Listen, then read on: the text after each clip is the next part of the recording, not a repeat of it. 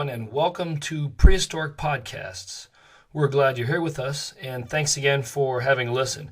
This is the very first issue of Prehistoric Podcasts, and being that this is the first time we are ever broadcasting, I'm going to keep the content short and to the point.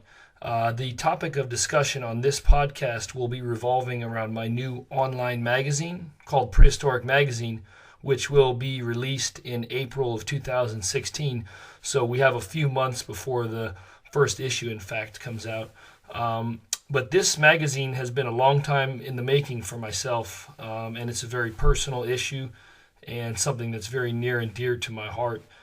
Before I get into the story of how the magazine came to be, let me go back in time and tell you where the real inspiration for my love of prehistoric and dinosaurs and creatures and movies actually in fact took place. Back in 2007, I came up with the wild and crazy notion that I would put together a television channel. And it was December of 2007, and I registered a domain name called prehistoricchannel.com.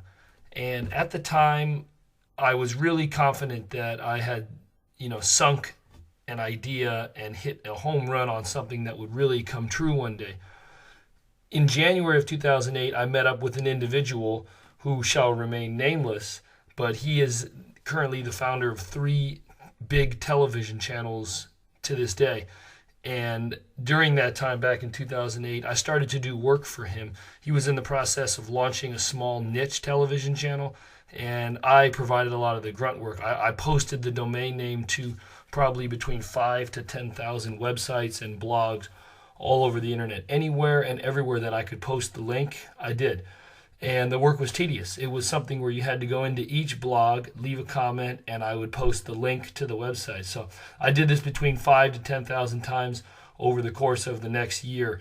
Also during that year, I put together the business plan for Prehistoric Channel. But it was about 25 pages. I had no clue what I was doing, only that I knew that I had a good idea, and I was sure that it was something that the entire world would want to see, based on the success of Jurassic Park and based on the success of things like Walking with Dinosaurs and other shows like that. So I was confident I had a real home run.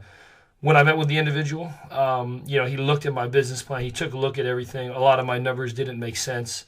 And unfortunately, on that day back in 2008, actually it was the summer of 2008, I got shot down.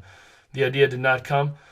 And, at that time I was extremely dejected. I had been really hoping that this individual would provide me with the help that I needed to get this television idea up and running. It had been mentioned that I would be introduced to the CEO of the Discovery Channel and other things like that. But as a lot of you may know, or some of you may not know, often in Hollywood and dealing with these type of things, there's a lot of BS. Unfortunately, things don't always go as planned, and that was a learning experience for myself. I took it as is, but I guess to this day it always bothered me that I was never able to get that idea up and running. Now, if you flash forward to the summer of 2013, I came up with the crazy idea that I could put together an online magazine without breaking the bank and having a giant budget here. And I'm proud to say that in a couple months, I believe our first issue of Prehistoric Magazine will come out. It's going to be a 40-page online magazine. That will be the predominant model. It'll be online, but there will be a physical issue that you can purchase on Amazon. And I have written a lot of the articles along with a few other author friends that I have, and a few artists who have also been nice enough to contribute their writing as well. So once again, it's 40 pages. The idea for the magazine is to showcase the prehistoric past, to talk about dinosaurs, to talk about books. Obviously, there'll be a lot of mention on the massive success that Jurassic World had this past summer, so I'll be covering that as well. But I think one of the inspirations for the magazine for me was to finally be able to, in a sense, do my Prehistoric Channel idea. It's not Prehistoric Channel, but it's something that I can do with my own means. When I presented that business plan back in 2008, that was something that was conveyed to me, which was, try and do things in life that don't require a lot of money, massive amounts of money, which means Mikey Sola, can put them together with my own bank account, because raising capital is a full-time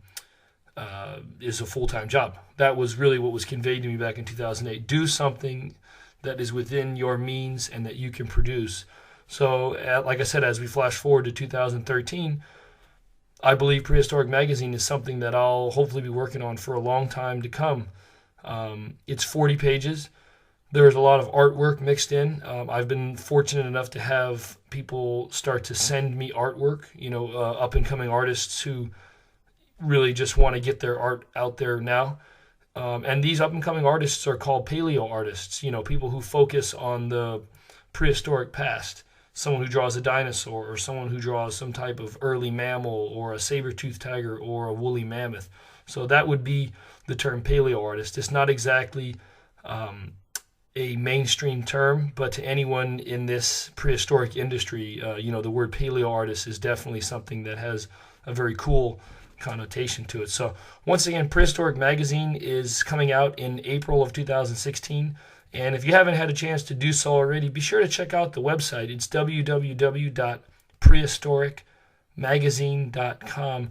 Now, right now, when you go to the website, it's basically just a landing page with a little welcome video by myself and a area where you can enter your email address and subscribe and be among the first to know when the magazine is available. I would probably suspect in the next 2 to 3 weeks, so I'll say early February or mid-February, the official website will be up and running, and there will be an online PayPal where you can subscribe for the magazine. Once again, I also said that there will be a physical issue for purchase.